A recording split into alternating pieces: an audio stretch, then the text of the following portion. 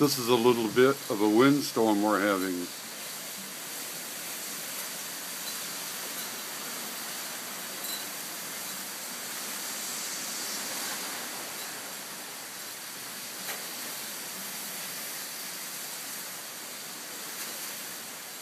You can see the clouds in the background.